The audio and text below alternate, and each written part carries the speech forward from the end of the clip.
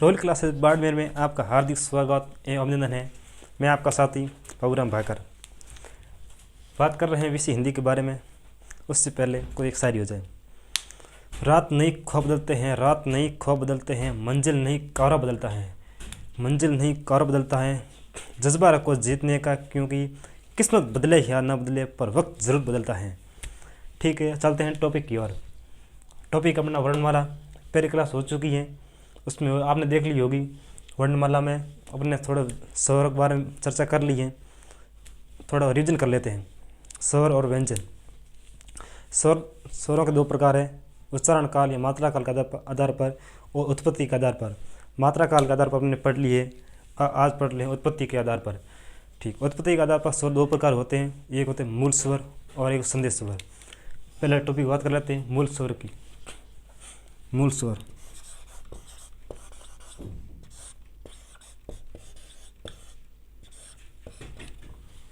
मूल स्वर वर्णमाला में मूल रूप से प्रयुक्त होते थे। इसकी उत्पत्ति किसी अन्य स्वर से नहीं हुई। लिख देते हैं परिभाषा। मूल स्वर वर्णमाला में मूल रूप से शुरुआत ही प्रयुक्त होते हैं। मूल स्वर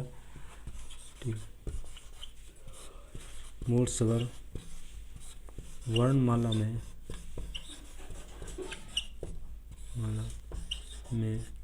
मूल रूप से प्रयुक्त होते थे। मूल रूप से प्रयुक्त होते थे।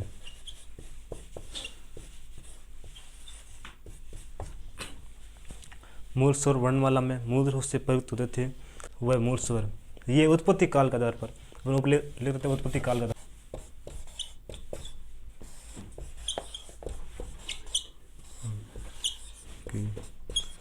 आधार पर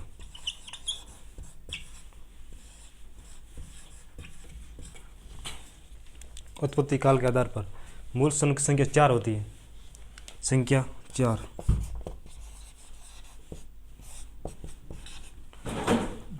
दे लेते हैं कौन कौन से मूल स्वर होते हैं। अ है, ई है, ऊ है और री है।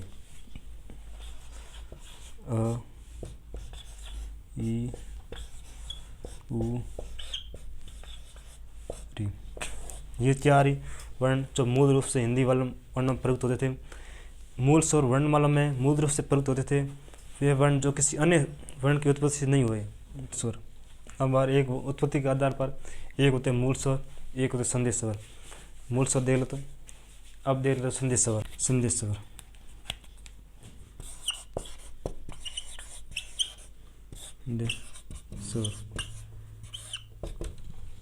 वे स्वर जो दो वर्णों के मेल से बने हो उससे संदेश स्वर कहते हैं। इसके अंतर्गत आने वाले हिंदी के उच्चार उसमें आ गए और दूसरे बाकी इसमें संदेश स्वर। इसके अंतर्गत आने वाले स्वर किन्हीं दो स्वरों के मेल से बने। ठीक है, परिभाषा लिख लेते हैं। इसके अंतर्गत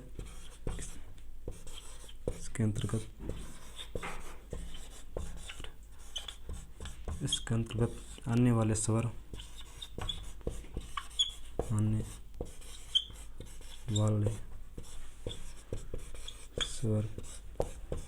दो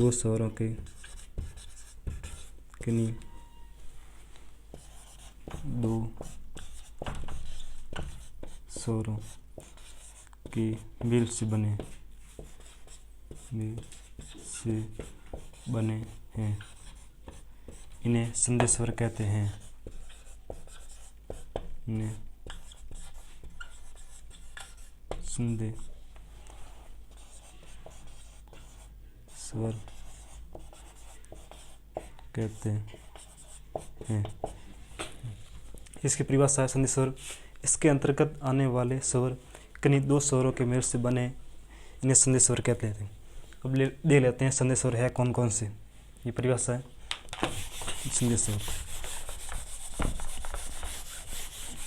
जैसे कि अ प्लस अ से आ बनाए, ये एक संदेश स्वर है। जैसे कि दो स्वरों के मेल से बना एक स्वर है, ये संदेश स्वर है। ई प्लस ई, ये भी संदेश स्वर है। ऊ प्लस ऊ, संदेश स्वर है। अ प्लस ई डी, ये भी एक संदेश स्वर है। अ प्लस ई, ये भी एक संदेश स्वर है। और अ प्लस ऊ, अ प्लस औ,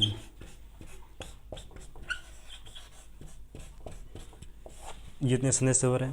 पहले आप देख लिए मूल स्वर जो 4 होते हैं, अ ई उ री। अब आ रहा संदेश स्वर, अ बड़ी बड़ा ऊ, ए आई ओ औ। ये संदेश स्वर है।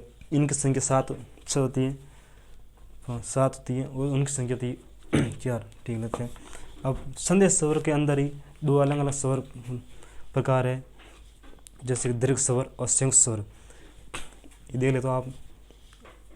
अब हमारा दीर्घ स्वर, वे स्वर जिनकी उत्पत्ति समान स्वरों के मेल से होती है, वे स्वर जिनकी उत्पत्ति समान स्वरों के मेल से होती है, दीर्घ स्वर कहते हैं। दीर्घ स्वर की संख्या 3 है। ठीक है, दे लेते हैं। दीर्घ स्वर, ये दीर्घ स्वर संदेश स्वर के अंदर ही भाग है। ये संदेश स्वर, इसके अंदर पहला पॉइंट है दीर्घ स्वर।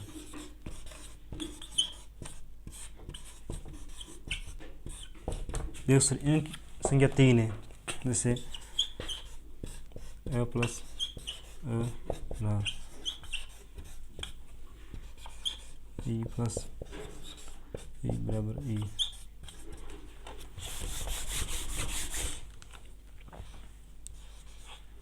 प्लस ऊ बराबर ऊ।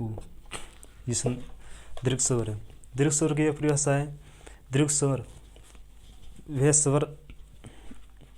स्वर जिनकी उत्पत्ति समान स्वरों के, जैसे कि अ प्लस आ, ये दोनों समान है, ये दोनों समान है, ये दोनों समान है, जिनकी उत्पत्ति समान स्वरों के मेल से हुई उसे दीर्घ स्वर कहते हैं। ठीक है। संदेह दूर का होता है कि दीर्घ स्वर एक संयुक्त स्वर, वे स्वर जिनका निर्माण 2 भिन्न प्रकार के स्वरों से हुआ है उसे कहते हैं संयुक्त स्वर। संदेश स्वर में 2 नंबर संयुक्त स्वर।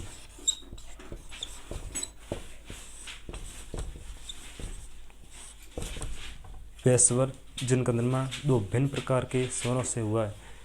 ठीक, परिभाषा लिख लेते हैं। वे स्वर जिनका निर्माण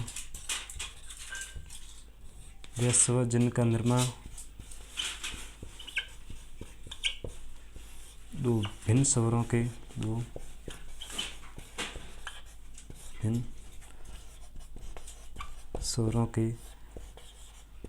हुआ है,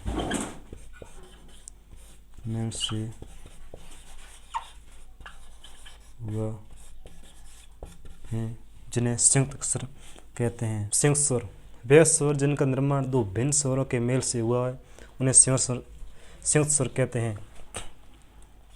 उन्हें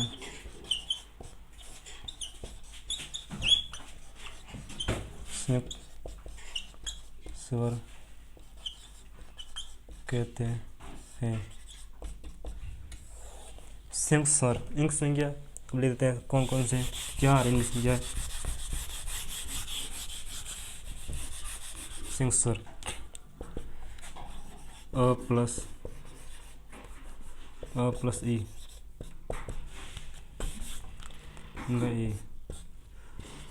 अ प्लस ए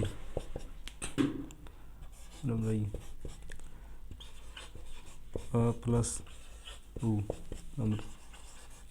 ओ, अ प्लस ओ बराबर औ।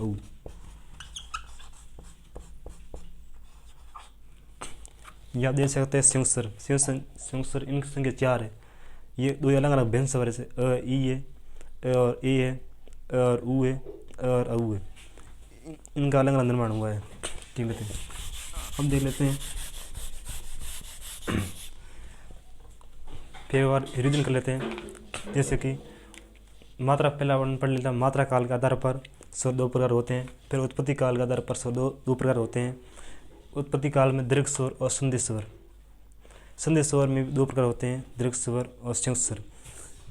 ठीक। अब वैस स्वर का अंतिम पड़ाव देख लेते हैं। उच्चारण काल के आधार पर स्वरों के भेद कौन से हैं वो लिख दें। मैंने प्रश्न यहाँ से आता है। उच्चारण काल के आधार पर स्वरों के भेद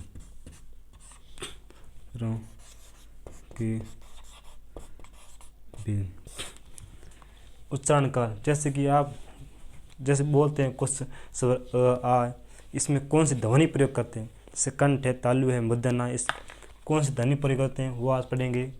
ठीक है, पहले लेते हैं कंठ से। तो कंठ से कौन कौन से स्वर उत्पन्न होते हैं? कंठ या कंठेश स्वर, कंठ या कंठेश स्वर, मूर्धन्य स्वर, तालु ये ताले स्वर, कंठ ये कंठेश स्वर, कंठ या कंठेश स्वर। कंठेश स्वर वे स्वर जिनको कंठ पर ज़्यादा जोर दिया जाता है। इसमें दो स्वर है, अ और आ, और आ। अब आ रहा है तालु या तालुए से, जिसको ज़्यादा जोर तालु पर दिया जाता है वो है तालु या तालुए, तालु या तालुए। ठीक, तालु या तालुए। इसमें दो स्वर है, ई और ई। 12 मूर्धन्य में दो है, री, होस्ट में दो है, मूर्धन्य में एक है और होस्ट में दो है। मूर्धन्य में एक री है, मूर्धन्य को ये मूर्धा को, इसमें एक री। 12 होस्ट, जो अपन को होस्ट को टकरा कर जो उच्चारण शब्द ये बोल जाते हैं वो होस्ट स्वर में आते हैं। होस्ट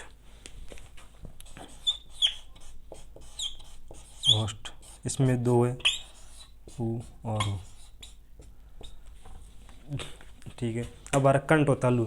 जैसे कि कंठ और तालु दोनों को मिलाकर वो स्वर होते हैं, वो कंठ तालु में होते हैं। कंठ तालु, कंठ तालु, कंठ और तालु, कंठ। इसमें वे स्वर आते हैं जो दो अलग अलग भिन्न शब्दों के मिलकर बने हैं। जैसे अ और ई से मिलकर बना है ए, वो कंठ तालु में। अ और ई से मिलकर बना ए, वो कंठ तालु में। ठीक है, ई है और ये दोनों अलग अलग, ये अ और ई से मिलकर बना है और ये अ और ए से मिलकर बना है, इसलिए कंठ और तालु दोनों इसमें आते हैं। एक और है कंठोष्ठ, ओ प्लस औ, कंठोष्ठ। ये कंठ और होस्ट मिलकर बने हैं, कंठोष्ठ। कंठोष्ठ कंठ और होस्ट से मिलकर बने हैं ऐसे।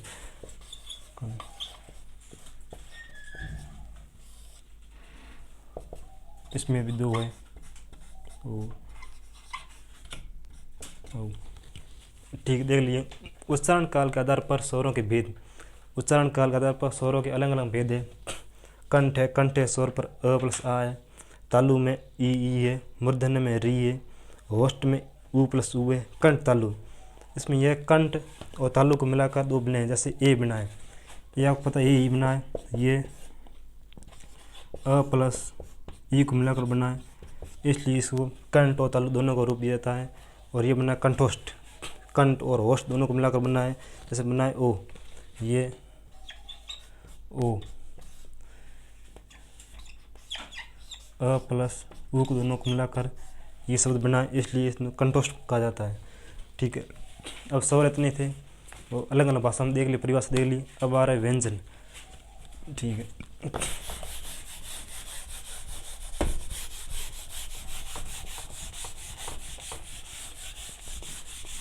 हिंदी वर्णमाला में व्यंजनों की संख्या होती है 33, जिसको अलग अलग तरीके से बोला जाता है।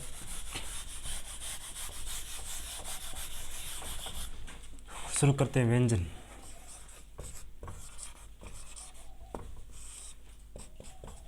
सबसे पहले हिंदी में ये स्वर और व्यंजन आपको समझ आ जाते हैं तो फिर आपको प्रश्न को सरल में करने में सरलता होगी।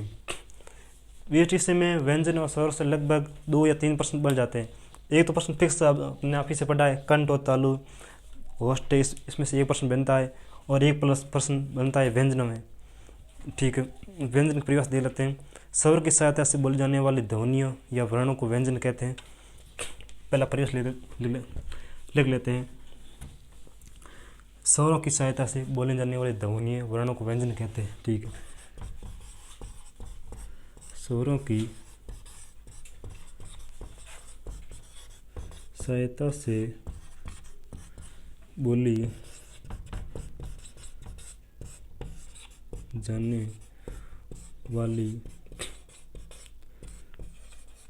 ध्वनियों या वर्णों को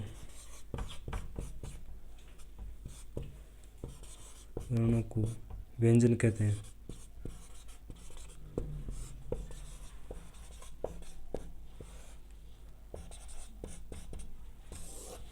व्यंजन कहते हैं। स्वरों की सहायता से व्यंजन में जैसे क है, क में एक स्वर अ मिलेगा तभी क को पूरा माना जाएगा, इसलिए कहते हैं स्वरों की सहायता से बोली जाने वाली ध्वनियों या वर्णों को व्यंजन कहते हैं। ठीक है, ये परिभाषा है, ले लो। हमारे हिंदी वर्णमाला में आपको पता होगा व्यंजनों की संख्या 33 है। हिंदी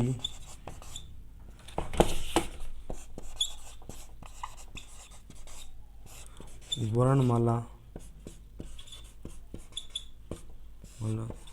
में व्यंजनों की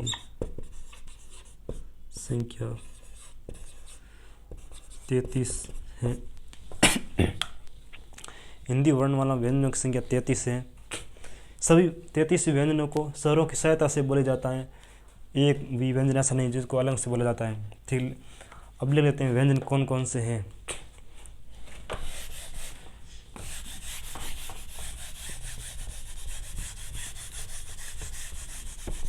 व्यंजन क वर्ग, च वर्ग,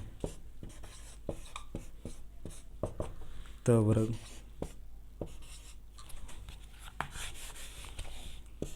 ट वर्ग, त वर्ग और प वर्ग।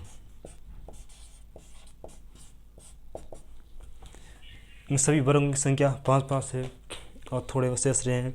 जैसे स है, पहले लेते हैं क वर्ग, च वर्ग, ट वर्ग, त वर्ग, प वर्ग वर्ग में ये सभी व्यंजन है। जैसे क है,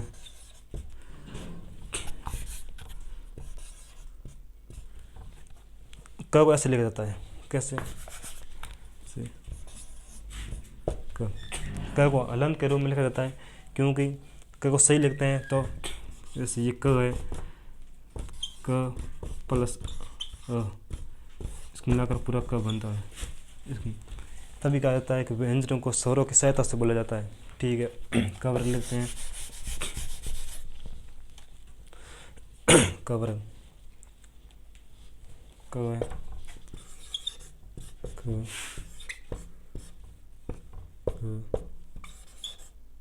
क च वर्ग, च च च च ने।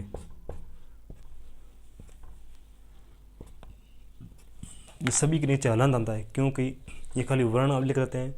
वर्णों को इसलिए कहते हैं वर्णों की स्वरों की सहायता से बोले जाते हैं। ठीक है, ट वर्ग, ट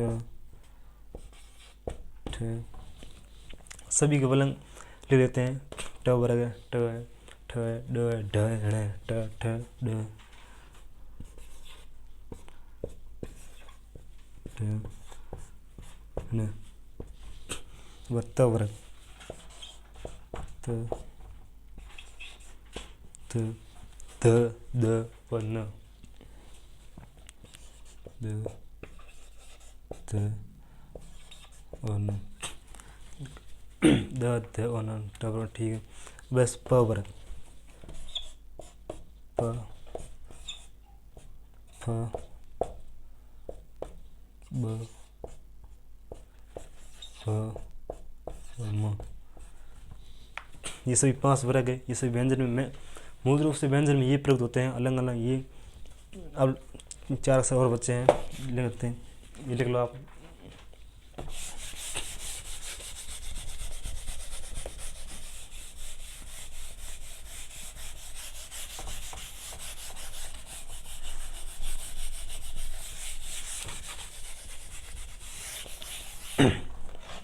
पाँच वर्ग हो गए। मूल रूप से ये उतने 5 वर्ग 25 जो व्यंजन प्रयुक्त होते हैं। इसमें इन सभी 5 वर्गों को स्पर्श व्यंजन कहते हैं, जो हम आगे पढ़ेंगे। अब 8 रोग आके ये अब आता है। ये 5 हो गए, ये र ल व, ये र ल व, हमारा स और ह, स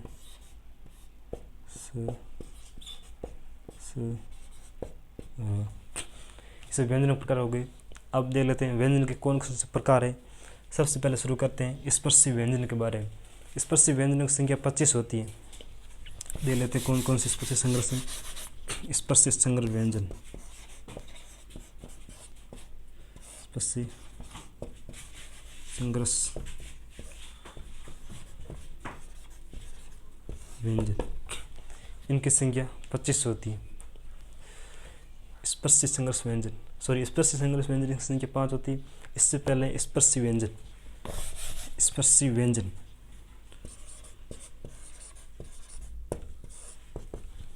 इनकी संख्या 25 होती है। संख्या 25।